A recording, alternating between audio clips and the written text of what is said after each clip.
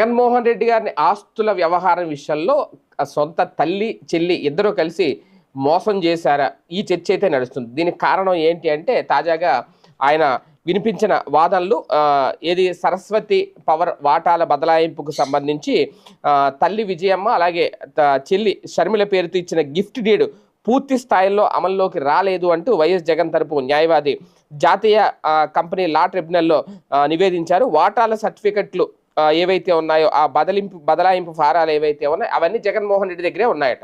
ఇవ్వలేదు. ఎందుకు ఇవ్వలేదు అంటే గిఫ్ట్ డీడీ అమల్లోకి రాకుండానే వాటాలు అయితే బదలాయించేసుకున్నారు. అంటే షేర్ ట్రాన్స్ఫర్ అయితే జరిగిపోయింది.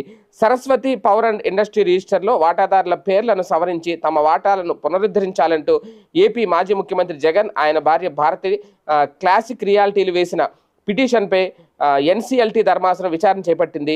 జగన్ తరపున సీనియర్ న్యాయవాది ఎస్